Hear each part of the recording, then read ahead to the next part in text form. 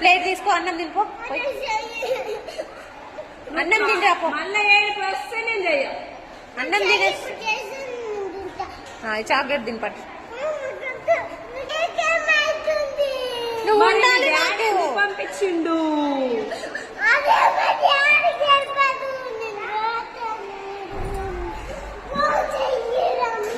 నువ్వు ప్లేట్ తీసుకో, అన్నం తిండు.